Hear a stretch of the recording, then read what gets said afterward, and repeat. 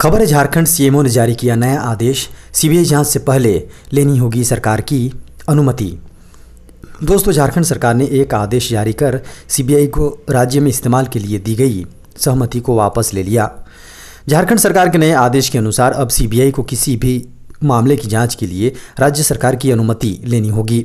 इस आदेश का सीधे यह मायने होगा कि अब किसी भी मामले की जांच के लिए सीबीआई को राज्य में मुख्यमंत्री की अनुमति लेनी होगी या सीबीआई हाईकोर्ट व सुप्रीम कोर्ट के आदेश से ही ऐसा कर सकेगी। आपको बता दें कि CBI Delhi special police establishment act के तहत काम करती है। इसकी धारा 6 जांच एजेंसी को दिल्ली समेत किसी भी केंद्र शासित प्रदेश से बाहर सरकार की अनुमति के बिना उस राज्य में जांच करने से रोकती है। खबर है, कक्षा पहली से 12वीं तक के संशोधित सिलेबस को मुख्यमंत्री हेमंत सोरेन ने दी मंजूरी।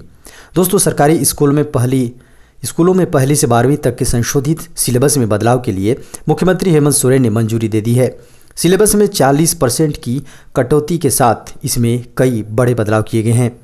भाषा सब्जेक्ट में जहां चैप्टर बढ़ाए गए हैं, वहीं गणित विज्ञान में सब चैप्टर हटाए गए हैं। सिलेबस संशोधित होने के बाद जैक के द्वारा जारी होने वाले मॉडल प्रश्न पत्र के आधार पर मैट्रिक और इंटरमीडिएट के छात्र छात्राओं को टेस्ट दिया जा सकेगा।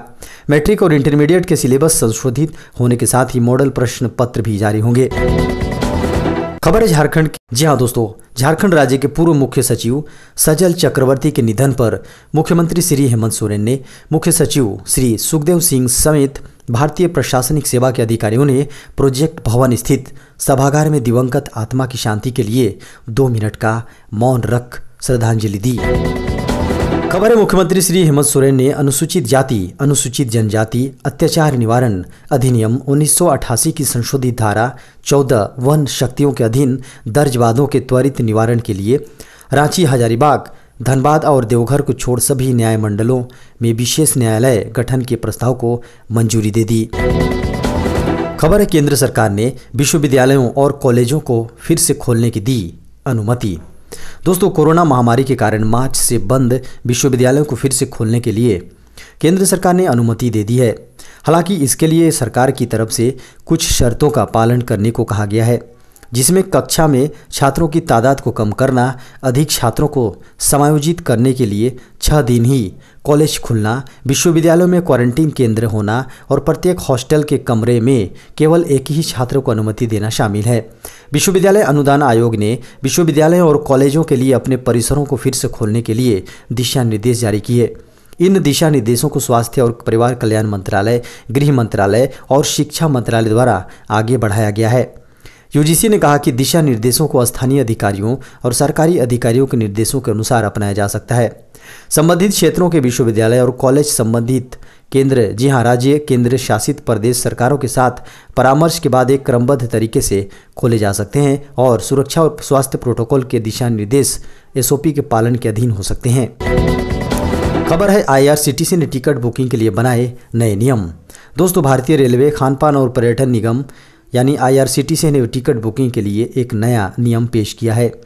कोविड-19 महामारी के कारण प्रोटोकॉल का पालन करने के लिए नियमों में कुछ बदलाव किए गए हैं।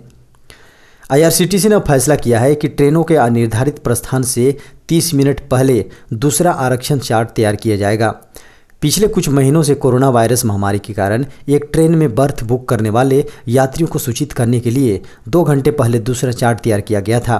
कोविड-19 प्रकोप से पहले आईआरसीटीसी ट्रेन के प्रस्थान से 4 घंटे पहले चार्ट जारी करता था। शेष सीटों की बुकिंग के लिए यात्री ट्रेन के प्रस्थान से 30 मिनट पहले भी यात्री आरक्षण प्रणाली काउंटरों से संपर्क कर सकते हैं। खबर है, दिवाली और छठ पूजा पर है घर जाने का प्लान तो जान लीजिए ट्रेन टिकट रिजर्वेशन का नया नियम। दोस्तों, अगर आप दिवाली और छठ पूजा पर घर जाने की तैयारी कर रहे हैं तो अब आपको बता दें कि रेलवे ने रिजर्वेशन नियमों में बड़ा बदलाव किए हैं। नए नियम लागू हो चुके हैं। पैसेंजर्स को राहत देने के लिए इंडियन रेलवे दूसरा रिजर्वेशन चार्ट तैयार करने की सुविधा देने जा रहा है। इस दूसरे रिजर्वेशन चार्ट को ट्रेन खुलने के समय से 30 मिनट पहले तैयार किया जाएगा। नए बदलाव को 10 अक्टूबर से लागू कर दिया गया है। पहले कोविड-19 महामारी के मद्देनजर इसमें 2 घंटे पहले ही बदलाव किया जाता था। खबर है, मुफ्त गेहूं चावल वाली प्रधानमंत्री गरीब कल्याण अन्न योजना 30 नवंबर को हो जाएगी खत्म। दोस्तों, प्रधानमंत्री गरीब कल्याण अन्न योजना की अंतिम तारीख नज़दीक आ रही है। कोरोना महामारी के दौर में मार्च माह में सरकार ने प्रधानमंत्री गरीब कल्याण पैकेज के हिस्से के रूप में प्रधानमंत्री गरीब कल्याण अन्न योजना का ऐलान किया था। गरीब परिवारों को राहत देने के लिए प्रधानमंत्री गरीब कल्याण अन्न योजना के तहत सरकार ने 80 करोड़ से अधिक राशन कार्ड धारकों को अप्रैल, मई और जून के लिए राशन कार्ड में दर्ज सदस्यों के आधार पर प्रति व्यक्ति 5 किलो अनाज और प्रति परिवार 1 किलो दाल मुफ्त देने की घोषणा की थी। यह मुफ्त 5 किलो अनाज राशन कार्ड पर मिलने वाले अनाज के मौजूदा कोटे के अतिरिक्त है। इसके बाद इसे प्रधानमंत्री गरीब कल्याण अन्न योजना का विस्तार दिवाली और छठ पूजा तक कर दिया गया है, यानी 30 नवंबर 2020 तक इस योजना का फायदा उठाया जा सकता है। खबर है SC/ST एक्ट को लेकर सुप्रीम कोर्ट ने दी बड़ी व्यवस्था। दोस्तों, उच्च जाति से संबंध रखने वाले किसी व्यक्ति को उसके कानूनी अधिकारों से महज इसलिए वंचित नहीं किया जा सकता कि उसके प्रतिद्वंदी SC/ST समुदाय के सदस्य हैं। सुप्रीम कोर्ट ने अपने एक अहम फैसले में यह व्यवस्था दी। SC/ST समुदायों की रक्षा करने वाले कानून SC/ST एक्ट की व्याख्या पर एक उल्लेखनीय निर्णय में शीर्ष अदालत ने माना कि किसी पर केवल इसलिए मुकदमा नहीं चलाया जा सकता क्योंकि शिकायतकर्ता अनुसूचित जाति या अनुसूचित जनजाति से है। न्यायमूर्ति L नागेश्वर राव की अध्यक्षता वाली पीठ ने कहा, SC/ST अधिनियम के तहत अपराध केवल इस तथ्य पर स्थापित नहीं किया जाता कि सूचना देने वाला अनुसूचित जाति का सदस्य है, जब तक कि अनुसूचित जाति या अनुसूचित जनजाति के सदस्यों को उसकी जाति की वजह से अपमानित करने का कोई इरादा नहीं हो। पूर्व के फैसले को खारिज करते हुए न्यायमूर्ति हेमंत गुप्ता ने कहा कि गालियां देना भी विशेष कानून के तहत अपराध नहीं होगा, जब तक कि यह प्रतीत नहीं होता कि यह केवल SC/ST समुदाय के सदस्यों को अपमानित करने के उद्देश्य से किया गया था। खबर है, इस महीने में आ सकती है PM किसान की अगली किस्त। दोस्तों, PM किसान योजना के तहत हर साल किसानों के खाते में 6,000 रुपये 3 किस्तों में दी जाती है। यह किस्त 2-2 हज़ार रुपये के रूप में होती है। आपको बता दें कि PM किसान की इस योजना के तहत लाखों किसानों को बहुत ही बड़ा लाभ मिला है। इसके तहत उन्हें काफ़ी ज़्यादा राहत मिल रही है। सरकार की तरफ से PM किसान योजना की अगली किस्त नवंबर के आखिरी सप्ताह में आ सकती है। इसलिए यदि आपका कोई भी डिटेल्स गड़बड़ हुआ है तो इसे तुरंत सही करा लें, वरना इस लाभ से आप भी वंचित रह सकते हैं। आंकड़ों के मुताबिक देश भर में अभी तक लगभग 11 करोड़ से अधिक किसानों को आर्थिक मदद पहुंचाई गई।